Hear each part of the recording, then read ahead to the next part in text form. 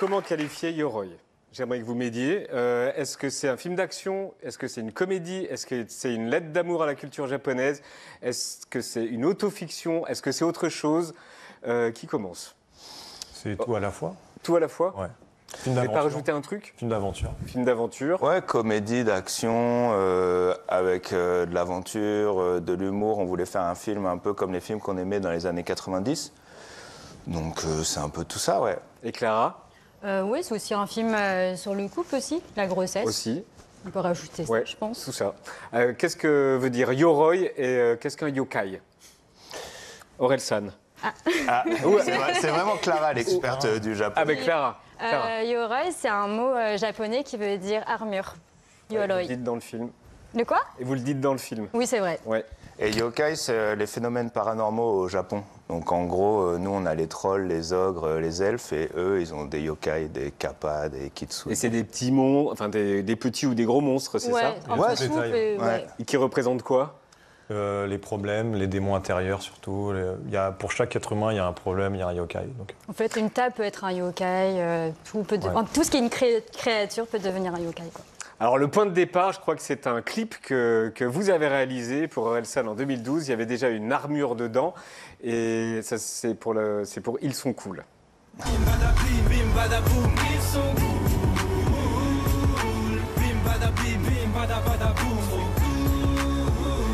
Alors le budget armure est beaucoup moins important à l'époque. Et à partir de là, il se passe quoi? À partir de là, on a commencé à réfléchir. On se dit, ça serait cool de faire un film là-dessus, avec Aurel dans une armure. Ouais. On a commencé un truc à l'époque à écrire, mais ça n'avait rien donné, quoi. Donc il s'est passé quelques années après, quoi. Ouais, Pourquoi et ça David, il m'a rappelé parce que la vie, parce que je pense qu'on n'avait pas encore les skills, on ne savait pas exactement ce qu'on voulait raconter. Et David m'a rappelé, il y a 4 ans, j'étais en train de finir l'album Civilisation. Il m'a dit, j'ai une idée, c'est Orelsan qui part au Japon en burn-out avec sa femme enceinte. Il trouve une armure dans laquelle il est coincé qui attire des monstres. Et là, vous avez dit super. Ouais, en plus, vraiment, ouais. J'ai dit, tu sais quoi, je suis en train de finir un album. Je finis l'album, j'en parle à Scred et j'ai trouvé que ouais, c'était le cadre parfait pour faire la suite de mes projets, pour raconter un peu ce que je raconte déjà dans mes albums, pour faire un film divertissant, faire des scènes d'action aussi. Donc je trouvais que c'était une super idée, ouais. Et Clara, comment ils vous ont pitché le film? Bah, ils m'ont pas pitché le film, j'ai passé un casting et donc j'ai vu le pitch dans le casting. C'est pas eux directement, mais c'est parce que j'ai passé des auditions et au fur et à mesure, je les ai rencontrés au fil des auditions. Et j'avais pas le scénario au début, donc je comprenais rien de quoi ça parlait. Je me dis à un moment donné, quand j'ai rencontré Aurel, j'ai fait mais je comprends pas, il y a des monstres, c'est ça dans la scène, je comprends pas trop de quoi ça parle. Et là, il m'a raconté, j'ai fait ah d'accord. Et après, j'ai vu la première version, je me dis mais ouais, par contre c'est fou et c'était une version ancienne, il y avait genre 300 pages, je sais pas combien de pages il y avait. Ouais, il y avait 200, et je me suis dit mais ouais. Et le film, je le redis, il est fou. On regarde tout de suite les images de ce film fou, de Yoroi, un film de David avec Aurélien et Clara, et ça sort le 29 octobre. T'as pas aimé ce soir? Si, c'était incroyable. Une fois que c'est fini, est-ce que les responsabilités, les galères... Elle est parfaite. Si vous me cherchez, je suis ailleurs. Je suis loin, loin, loin. J'ai jamais été aussi heureux, je crois. Oublie-moi. C'est un puits. J'ai trouvé une armure. Je suis coincé dedans. On me cherche pas, j'ai déjà essayé, ça s'enlève pas.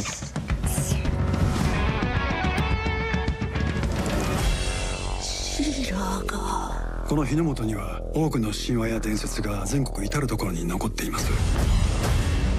そこから本当の地獄が始まった。切り裂かれ、殴られ焼かれ。お前は深みにはまった。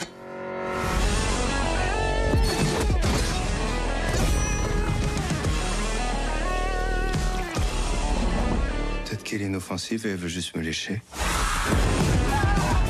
Faut que je les affronte seul. Non mais attends, t'as commencé les arts martiaux à 32 ans. On a dit qu'on affrontait les galères ensemble. Puis vraiment, objectivement, t'es nul en baston. Ouais, bah ça va, j'ai compris cette partie-là. Ton armure, elle a des pouvoirs? Non, elle a pas de pouvoir. Je me protège même pas très bien. Moi, je me voyais plus en chevalier du Zodiaque. Tu vois que tu kiffes. Donc là, on est vraiment en train de se préparer pour affronter des démons. Mais pourquoi t'as pris ça?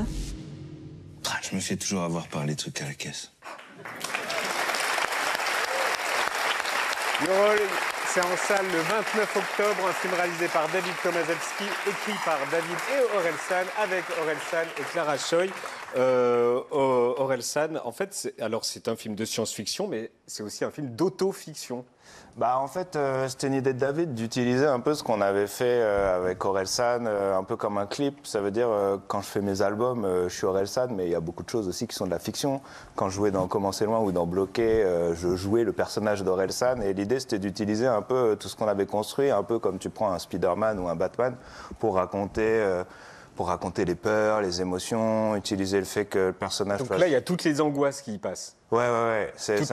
Toutes les angoisses d'Orelsan. Après, ça part toujours de quelque chose, mais c'est pas les angoisses d'Orelsan. Le film n'est pas mes états d'âme, quoi. C'est vraiment un film de divertissement, de fiction, où bien sûr ça part de quelque chose qu'on connaît. En fait, on parle de plein de choses différentes. On parle de la famille, on parle de la solitude, on parle des addictions, de tentations, des réseaux sociaux, clope, de l'alcool, des médias, de politique, toutes ces angoisses, des amis, des différentes strates d'amis. Ouais, exactement. Et donc, c'est des choses où on utilise ce perso-là, mais où c'est pour représenter un peu tout ce que tout le monde peut ressentir, en fait. Alors Clara, vous jouez donc une femme enceinte qui n'est jamais empêchée par sa grossesse. Vous aimez la baston et la grossesse n'est jamais une excuse. Non. Bah parce que t'es attaqué par des monstres à un moment donné. Ouais, mais regardez cette baston-là. Ouais. Je suis trop fière de cette baston. Vous avez peur de lui faire mal? Moi? Non, c'est Aurel qui a peur de lui. Moi, j'ai peur de lui faire mal dans le film. Dans la vraie vie, j'ai pas peur de lui faire mal. De lui faire mal, bien sûr. Ah bon, première Qui est le meilleur en baston? On s'est entraîné. Après les entraînements, qui est le meilleur en baston? Ah, on a des skills différents, je pense. Clara, elle est hyper rapide, hyper explosive. Moi, je me suis entraîné 8 ans. Moi, 4 mois. Et elle, 4 mois, pour avoir à peu près le même niveau. La question, c'est... Donc on a la preuve. Ouais. C'est ça. En fait, Clara, elle apprend hyper vite, quoi. Et c'était aussi ça qui était fou dans le casting, c'est qu'on cherchait une personne qui joue bien, parce que c'est mieux pour faire un film, qui parle japonais, d'origine japonaise si possible, qui est capable de faire les scènes d'action et qui a de l'humour. Et trouver cette personne, c'était trouver une aiguille dans une... Et qui peut le faire enceinte. Ouais, et qui peut le faire enceinte. Et du coup, on a eu la chance de tomber sur Clara et c'était hyper cool. Elle s'est entraînée à mort et tout, elle a trop assuré, quoi. Et c'est vrai que vous êtes très timides tous les deux et que pour jouer un couple, c'était compliqué? Je crois que tous les deux. Parce qu'en fait, on n'est pas en couple pour les gens qui ne savent pas.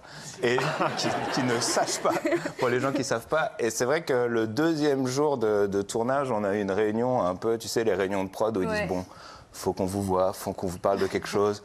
David a fait ça? David, plus un peu Scred, un peu la prod. Non, on était que tous les trois qu'on a fait la Ah oui, réunion. non, on était tous les trois. Qu'est-ce que vous lui avez dit? Qu'est-ce que vous leur avez dit? Il faut décomplexer certaines choses. C'est un travail... Non, c'est un vrai travail de préparation, de répétition. Genre, ils faisaient quoi? Bah, c'est le body language qui parle après. Ah, ils étaient un peu coincés? Ouais. Ah oui. Mais après, très vite, après ces 3 heures, tout a changé après.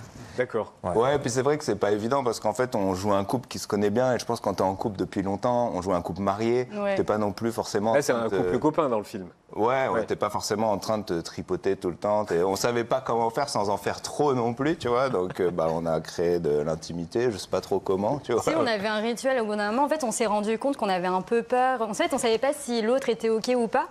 Et donc, on est un peu... En fait, comme je pense qu'on respecte un peu l'autre, on savait pas trop si je pouvais mettre ma main là ou pas. Enfin, vraiment, on était genre vraiment 2 ados qui savaient plus trop comment faire. Et du coup, on a inventé un rituel de se serrer la main avant une scène. Ouais. Et comme ça, on se dit, OK, ce qui se passe dans la scène, c'est vraiment si tu sens les impulsions, bah vas-y, on y go et on se pose pas la question. Après, ça devenait une parano, genre, putain, on a oublié de se serrer la main. Merde. Putain, c'est un MeToo. Si on sait pas serrer la main, c'est un MeToo. Si on sait serrer la main, c'est de l'acting. On a rié, ouais. Alors, une des inspirations du film, dans le côté merveilleux et dans la musique, c'est ça.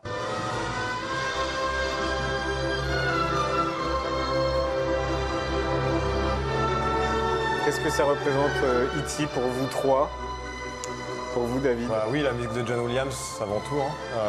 Le London Symphony Orchestra, John Williams, sa collaboration avec Spielberg, un des plus grands films, puis des larmes qui coulent à flot à la fin. Oui, du les film. larmes qui coulent à flot. Ouais. Et pour vous, Aurélien? Bah, c'est vrai que l'ensemble du projet, c'était quand même un projet méga ambitieux et aussi une forme de rêve. Le fait de tourner au Japon, le premier film de David, le fait de faire un film d'action fantastique.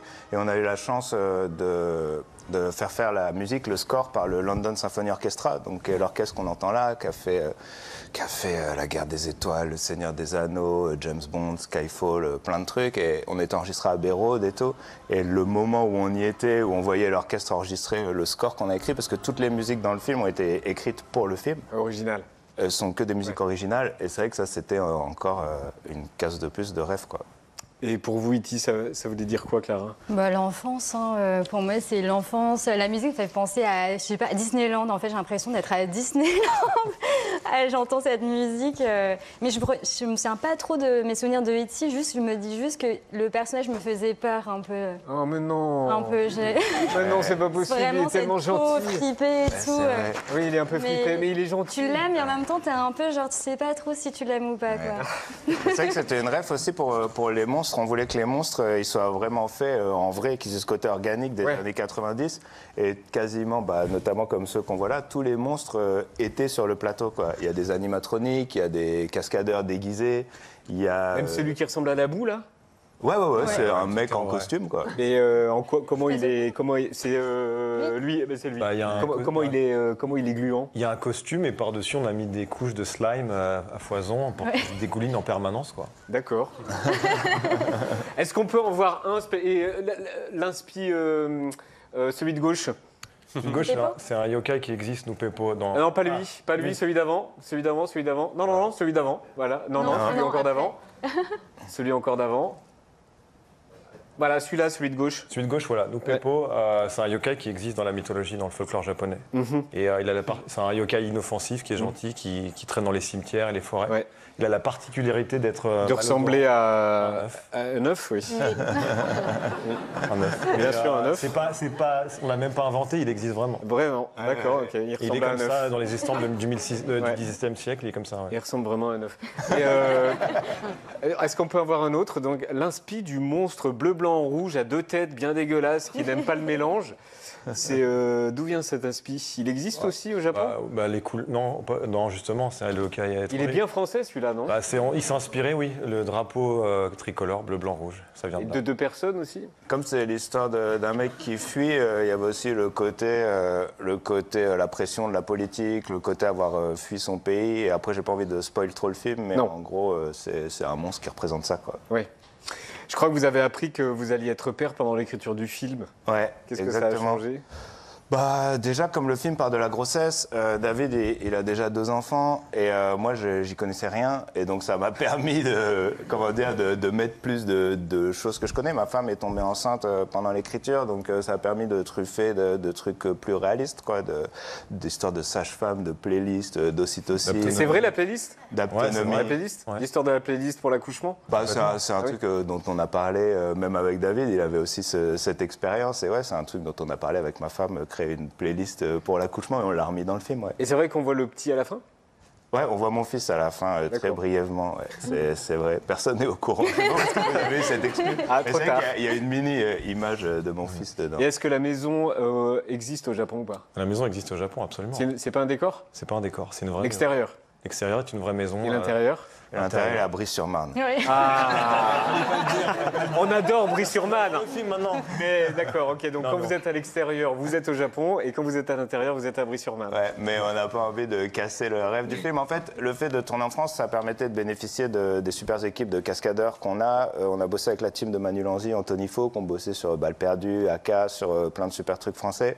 Et aussi ceux qui ont créé les monstres, Atelier 69, qui ont fait énormément de monstres pour le cinéma français, qui ont fait Le règne animal, qui ont fait plein de trucs, plein de films d'horreur et tout. Julia Ducournau ou plein de créatures. Et du coup, ça, c'est une team avec qui on bosse aussi depuis nos clips. Ouais. Et donc, c'était important pour nous Une équipe qui n'aurait pas pu aller au Japon. Bah ouais, non, justement, c'est pour ça qu'on a tourné certains intérieurs en France, mais oubliez ça et regardez le film et on est au Japon tout le temps. Et on est au n'allait Japon pas tout le temps. une maison, une vraie maison Oui. non plus. Oui, c'est vrai, on n'avait pas cassé une vraie maison japonaise, quoi. Non. Effectivement. Et le méchant, vrai méchant, on dit qui c'est ou pas? Non, on peut pas. C'est spoilé. C'est Spoiler. en fait, on n'a pas tout mis dans la bande-annonce. On a gardé des. Non, c'est vrai que ça n'y est pas dans Ouais. la bande-annonce. On Donc, a- ok, on spoil pas. Ok. No spoil. Il y a une petite image quand même. Il y a une mini-image un peu sublie qui va très vite fuiter vu que le film sort à partir de dimanche prochain. Il y a déjà des avant-premières. Mais ouais, Le méchant, non, il est très bon. il y a un méchant. Il y a encore. On voulait pas faire comme l'erreur de bande-annonce où genre t'as tout vu et puis tu vas au cinéma et puis il y a plus de surprise quoi. Ouais. Donc on a gardé un peu de Parce surprise. que même le méchant sous son autre forme, on le voit pas dans la bande-annonce. Non, pas trop. Ouais. Et est-ce que je peux dire que le film est beaucoup plus rigolo que la bande-annonce? En tout cas, La bande-annonce, c'est pas drôle. quoi. J'ai mis une sale ambiance c'est ou vrai. pas? Non, je vois ce que tu veux Non, dire. parce qu'en fait, Aurélien, vous pouvez dire ce que vous voulez tous les deux quand vous discutez. Vous êtes rigolo. Ah, merci. Merci. Vraiment. Non, mais je vois ce que tu veux dire. Pour nous, c'est vraiment une comédie. Ouais. Ah oui. Et peut-être dans la bande-annonce, on voit plus le côté action. Le côté Oui, action, c'est le vrai. côté science-fiction, Ouais. le côté monstre, qui est Ouais. génial aussi, mais, Oui. mais quand même, vous êtes furieux. Non, je suis pas furieux. En fait, c'est bien parce que l'abondance n'en montre pas trop. On n'a pas montré tout le film. Et il Donc y a- c'est pour ça il y a que je plein de rajoute surprises. de l'humour Ouais. pour donner envie aux gens. Non, non, c'est trop bien. Bah ouais. C'est bien comme ça, hein. Non, c'est parfait. Je l'ai bien vendu, c'est bon, je vais Non, pas mais m'en c'est vrai prendre que une le pendant film est- Et en plus, depuis tout à l'heure, on parle de sujets sérieux et tout, mais c'est quand même un film un peu caricatural, un peu aventure fun, quoi. Bah oui, carrément.